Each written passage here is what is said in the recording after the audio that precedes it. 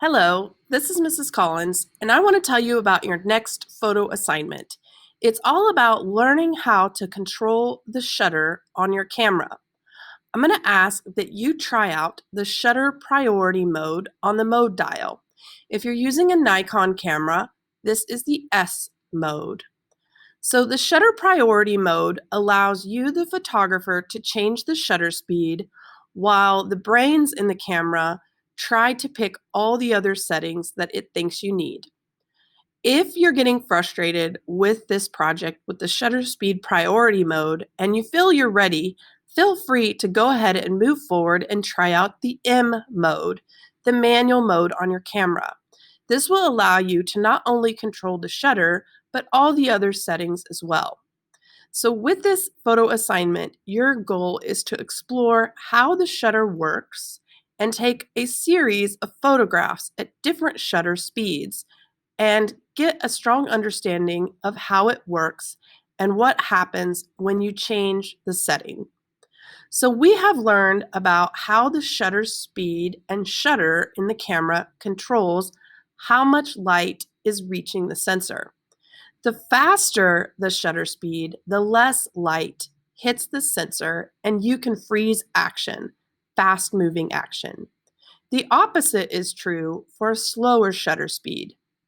The longer the shutter is open, the more light that gets let in, and sometimes your photographs will even turn out too bright. After covering these facts, let's put what we know about the shutter speed to action and try out some different activities.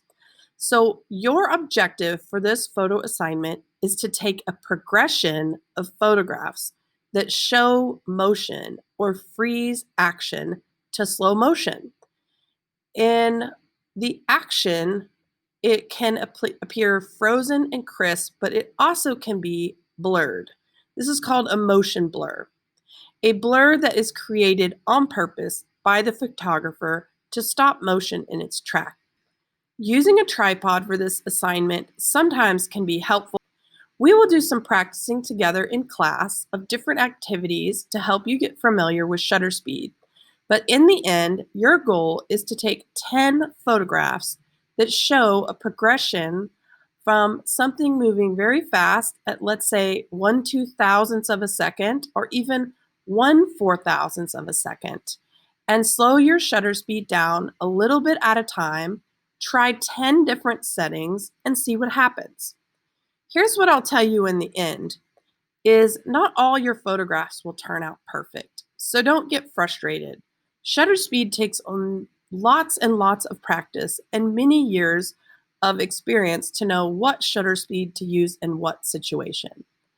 But anyway, after you're done with your experiment and you're finished taking your photos, make sure you download them. You can edit them, rename them that tells me what shutter speed you used, then put them in a folder on your Google Drive and share that folder with me in our online classroom. You can use Adobe Bridge to look at the metadata on your files, or our Apple Picture Viewer window will show us the information on shutter speed when you preview your images on your computer.